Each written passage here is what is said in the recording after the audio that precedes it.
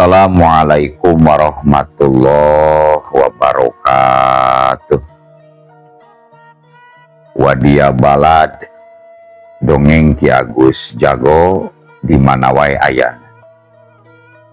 Alhamdulillah wa syukru ala ni'amillah. Kalayan diwuwuh ku Qobul anu maha agung, dibarengan ku pangijabah anu maha kawasa, diiring ku kadeudeuk kanya Gusti anu maha suci. Urang ayeuna dugi kadanget ayeuna masih keneh tiasa ditepang dangukeun deui dina acara anu matuh kamemet urang sadayana. Nyatana dina pagelaran dongeng Sunda jejer carita damar anting bagian anu ka-7 welasnanya pamiarsa. Ieu dongeng mangrupikeun buah karyana Kang Ian Aditya di Palihan Rancah Ciamis. Kangge Kang Ian ngahaturkeun reunuhun laksaketi kabingahan, rehna parantos ngintunkeun naskah sakaligus ngawidian mamang kangge medar ieu dongeng dina channel dongeng Ki Agus Jago ieu. Atuh sumangga kanu teu acan subscribe kentun subscribe heula. Narah langkung pogot sareng langkung semangat deui kasih mamangna dina enggoning medar ieu dongeng. Ning hilap di like di komennya nu saseueur-seueurna. Lainna naon mamang masuk dina kitunya upami maosan komentar-komentar ti para wargi sadayana. Kalintang bingahna deui upami mah link video mamang ieu dipangshare-keun atanapi dipangbagikeun. Atuh ngarate nyangkolong tingkana waktos sumangga ayeuna mah urang lajengkeun deui dongeng damar anting bagian anu ka-7 welasna. Kumaha salajengna sorot cekopina kita simbutna agan heula tali kolorna bisi morosot merezel morozol uzel uzelan di tengah jalan tempat tundung tes.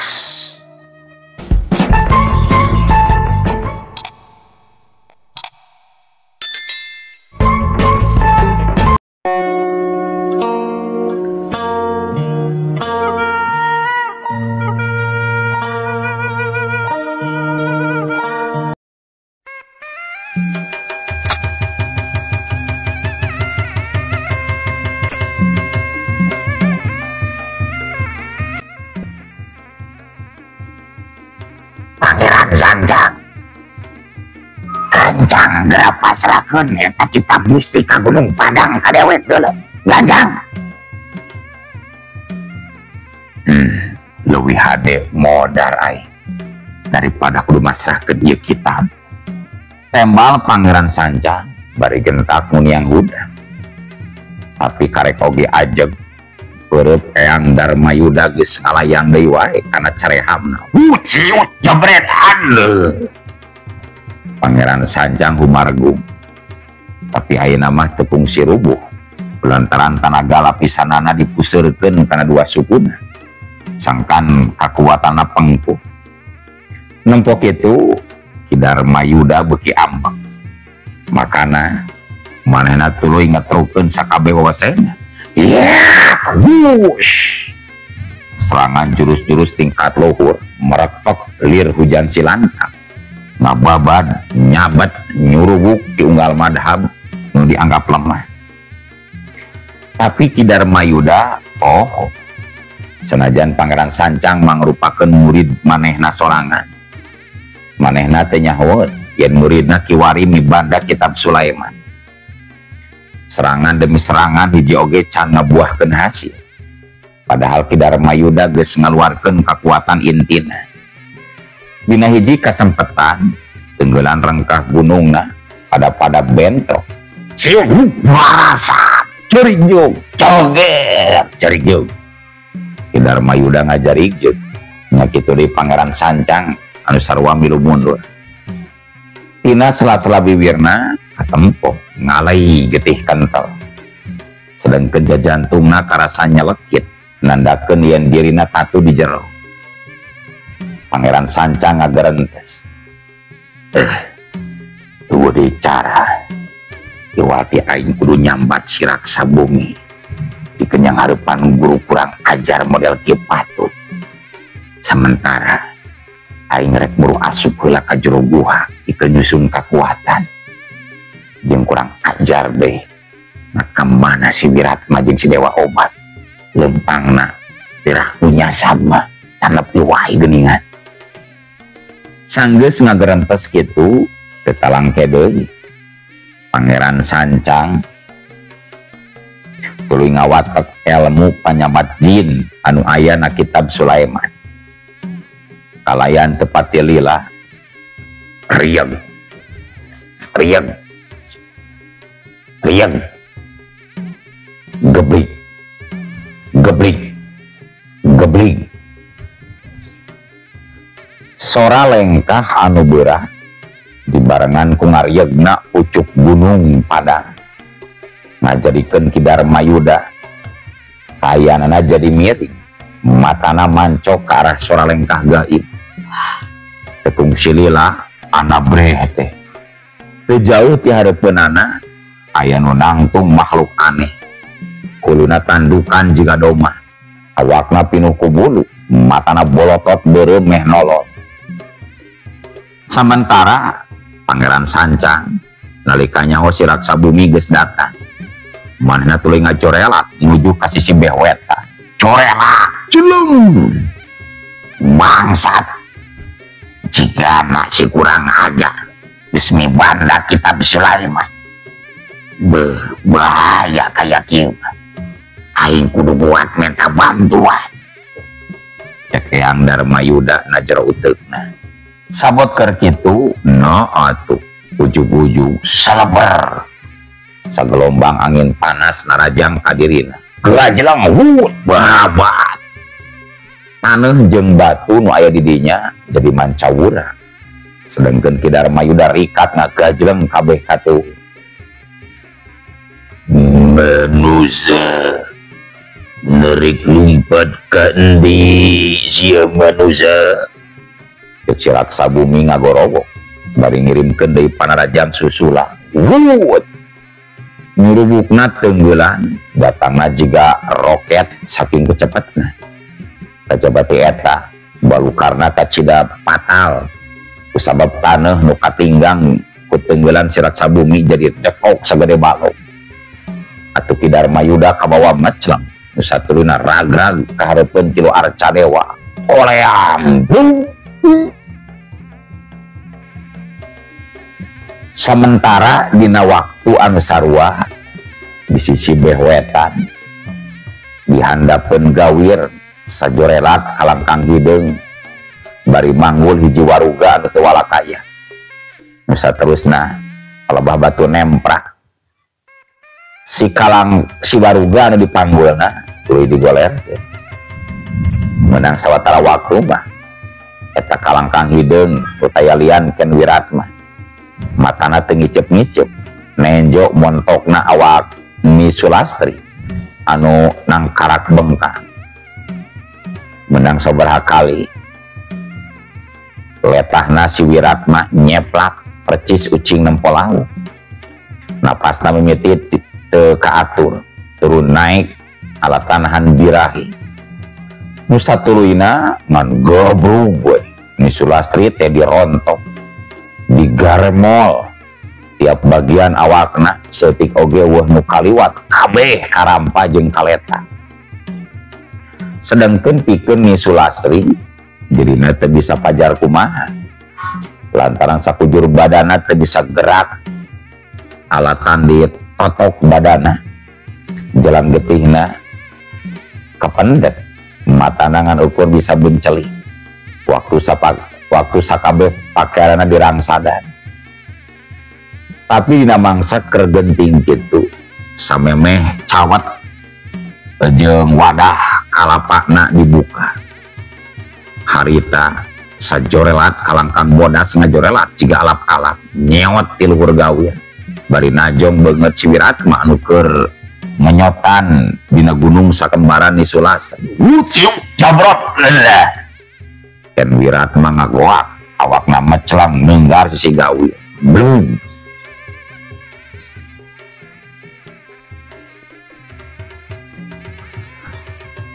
Ret.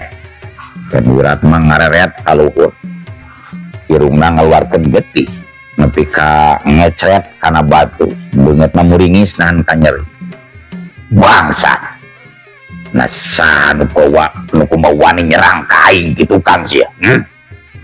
Cek si Wiratma bari ngahulang jeung nyoba nyaimbangkeun jeung nganetralkeun tanaga jerona. Hiji jiri manu tadi ngajorelat ti luhur Gawi ayeuna nangtung digigir ni Sulastri. Awakna dibungkus ku cahaya bodas anu samar-samar. Angin di sabudeurna muter nyerot siga puseuran halimun. Roman beungeutna katempo datar matana caan. Tayuhna eta jalma lain manusia biasa, lain oge makhluk gaib biasa. Sorana tegas nembalan. Wiratma. Kabeh kalakuan Ilai geus ngaliwatan wates.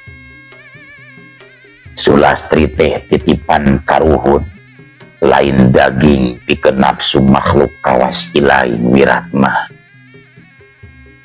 Dan Wiratma nyerenge. Sementara getih anu ngocor na bibirna diusap ku dampaleungeun. Oh, jadi ieu pangasuh si Sulastri beundannya. Teu nyangka isu kieu menang tamu halus kieu.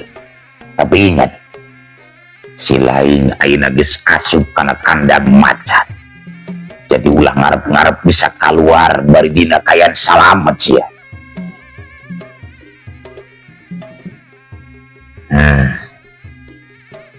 Kula teu paduli.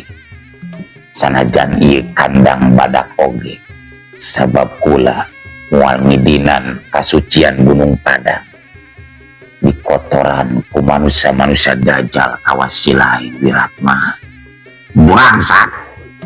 Si Wiratma ngagero, leungeunna ngakurat kana taneuh bari nyebut mantra.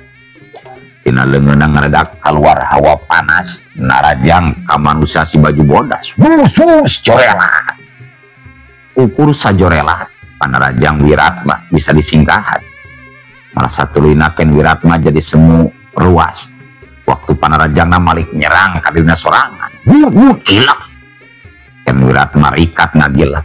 Sementara serangan balik ti musuhna kebat nenggar batu sisi gaul. War burusuan. Sora bituna batu bareng jeung mancawurana lebu anu mawur pak burusun.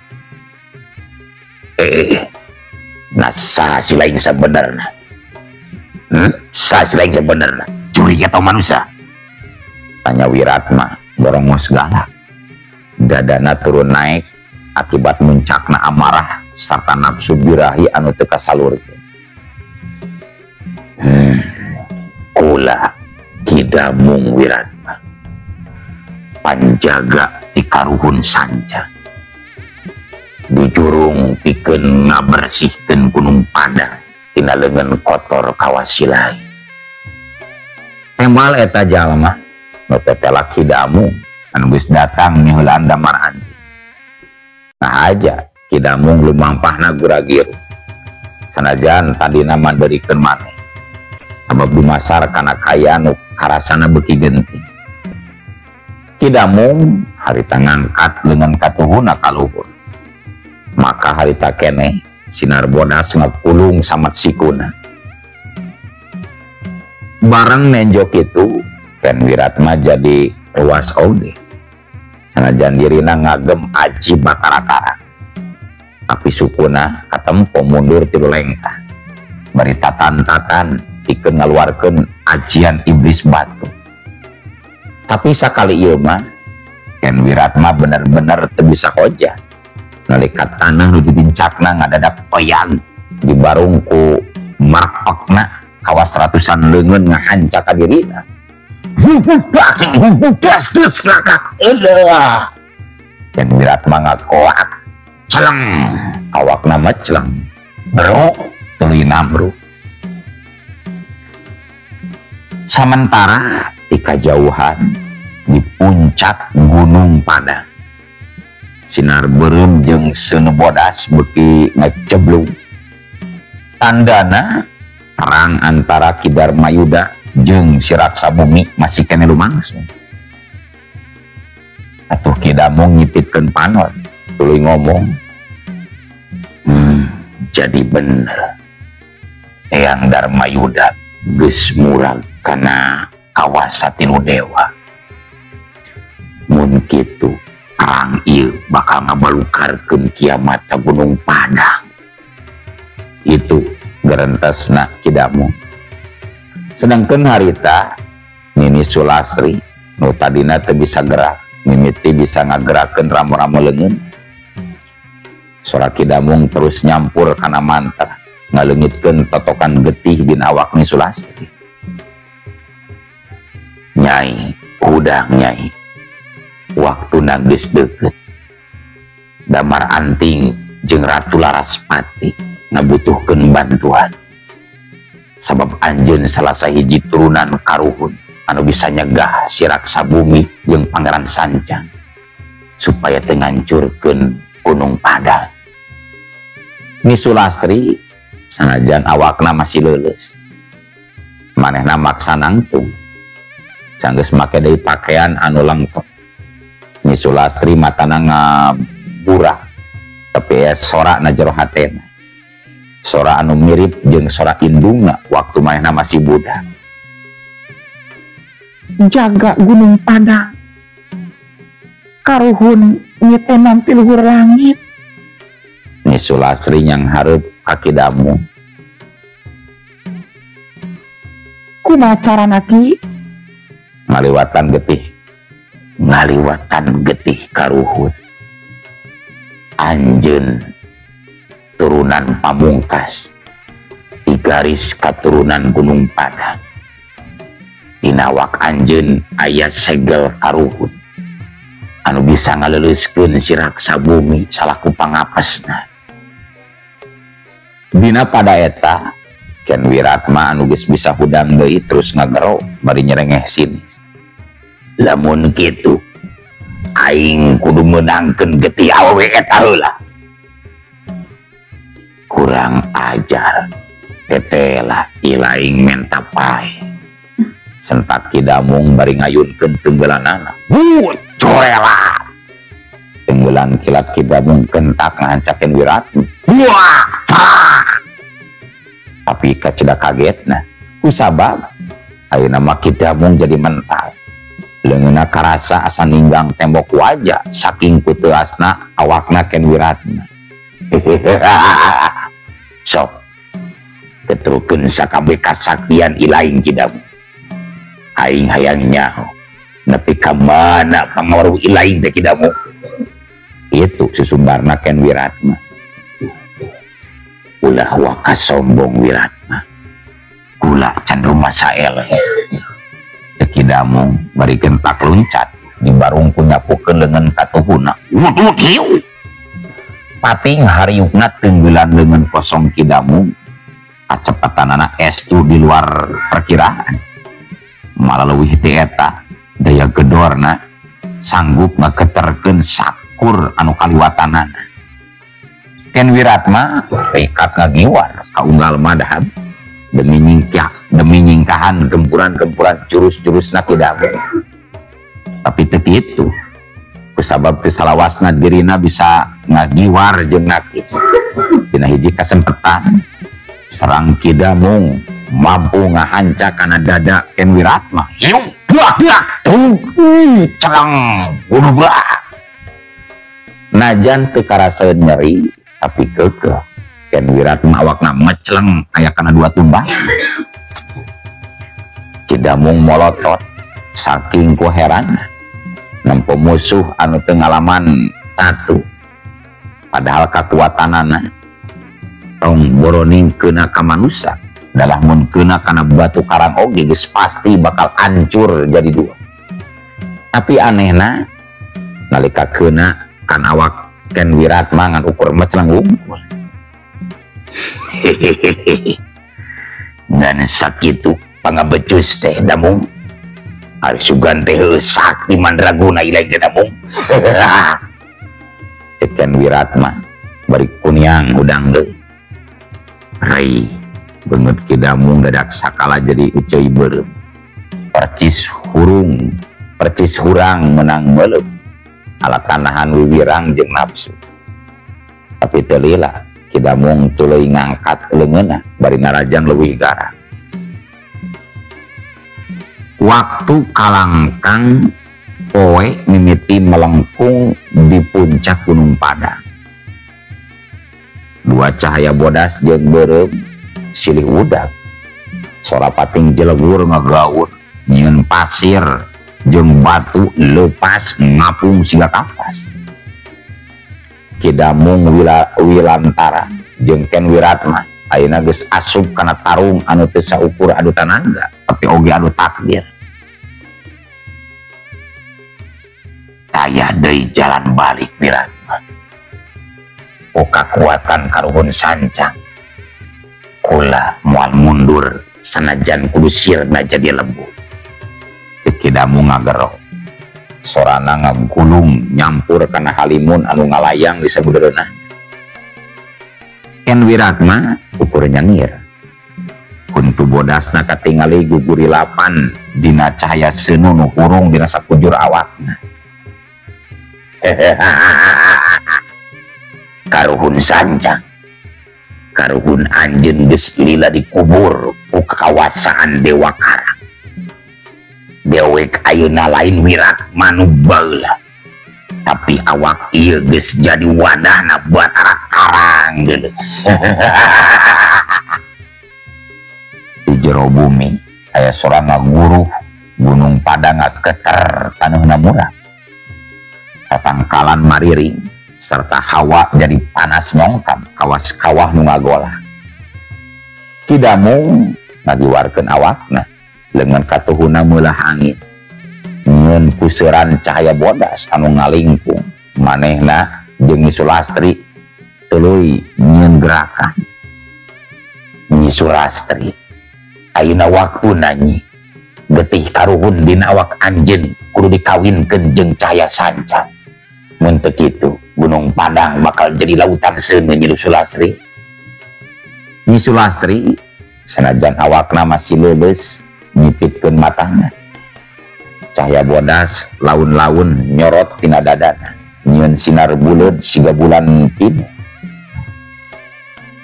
Nya, kuring rek nyobaan Ki demi bumi ieu. Sementara kitu Ken Wiratma geus luncat ngadeuketan Nyi Sulastri.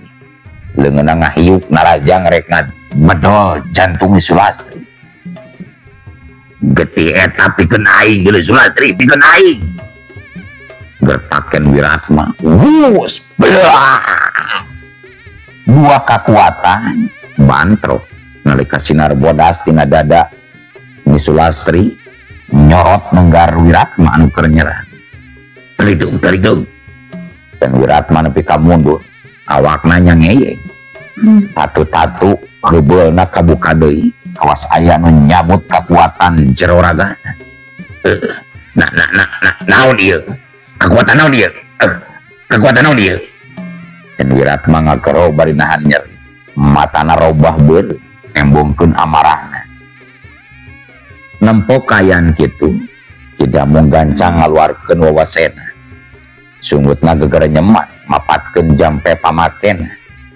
Solana ngageter semu jero. Sang hyang jagat, sang panjaga nu teu katingali. Tarik deui roh karuhun nu disiksa ku nafsu dunya. Sabet keur kitu di jero kandelna halimun ngabelesat dua kalangkang bodas bari ngagorowo. Tahan Ki, ieu bagian kula Ki. Nu satuluyna dua kalangkang bodas pating saleber nahan panarajang Nyi Sulastri jeung Ki damung. jarik jeung tidak mau ngajarik jeung nya kitu deui Nyi Sulastri mana jadi mundur sanggeus nyaho yen nu datang teh Ratu Larasati jeung Nyi Cempaka pikeun sakadapan mah waktu ngadadak jiga eureun angin nyebrot ti unggal madah lir aya kakuatan anu ngakedur ti jero tanah Nyi Ratu Larasati nangtung di antara Kidamong jeung Nyi Sulastri buuk anu panjang hideung meles ririabat ditiupan ku angin matana hurung nejo pinuh ku kacecep kaken Wiratma di sisi kenca Nyi Campaka geus nangtung dina posisi ngajaga leungeunna nyekal pedang bodas anu sinarna kawas beungeut bulan keur purnama sabalikna Ken Wiratma beuki ngentab amarah hatena can bisa narima kanyataan waktu can bisa nampak kanyataan waktu nenjo Nyi Ratu aya hareupeun manehna deui hei Larasati aing pikir ilaing geus modar ninggalkeun di alam dunia tetehlah arwah kulawarga si laing geus nganterkeun ilaing nepi ka dieu Ken Wiratma bari seuri nyerenge sora seurina pikeun Nyi Ratu mah kadengena matak perih kana hate tapi sanajan kitu Ken Wiratma tetep muji na jero hatena kusabab Nyi Ratu kasaktiana teu leungit padahal mun nyaho mah kakuatan angan ukur 30 poeun eta teh Wiratma waktu teh bisa dibalikeun tapi dosa kudu aya pangwalasna anjeun geus nyabut nyawa Aki Nini katut indung kuring jadi wayahna ilaing ayeuna kudu ngarasakeun panyiksa anu sarua ceuk Nyi Ratu Larasati bari muleleng ka Ken Wiratma mundur Nyai mundur Nini nu bakal maju pikeun maragatkeun nyawa manusia kawas kieu tempas Nini Campaka dibarengan ku buut nyebetkeun pedang bodasna pedang Nini Campaka nyeleber dibareng ku ngaluarkeun sinar herang naraja ngalabeuheung Ken Wiratma siut berbabat Ken Wiratma rikat ngaleuh sementara leungeun teuasna dipake nakis sabetan anu ngarah kana cangkeng wutang galeong Nini Campaka semua galeong alatan arah pedangna jadi nyang gigir ku ayana panakis Ken Wiratma setet Nini Campaka gentak nyaimbangkeun awakna bari narik serangan pedangna ka sisi katuh sementara awakna ngalayang setengah badan wut tungtung pedang Nini Campaka nyuruh rek meulah beungeutna Ken Wiratma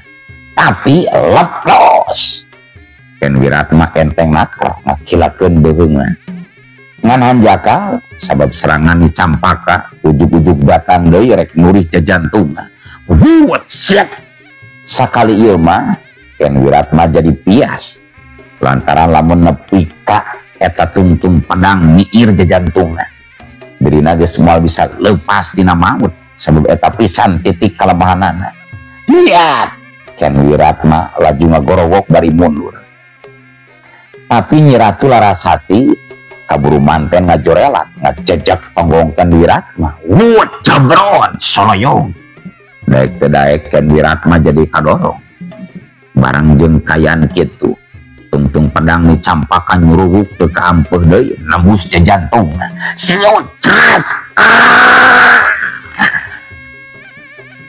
Ken Wiratma ngajerit melengki car getihna mancur tina dadana matana boloton awakna ngajanteng kaku sakujur badana jadi robah jadi tutung gehe nusa terusna Ken Wiratma kablung rubuh ninggang lemah ragana ngababatang jadi bugang tubuh nyawaan nalika Ken Wiratma geus ngalepaskeun nyawana na atuh ari ujug-ujug Allah waktosna kabujang seeng Ardia Bala dongeng Ki Agus Jago keun atunya ya dongeng teh kurang cekapkeun we heula dugi ka dieu insyaallah enjing pageto baris dilajunkeun deui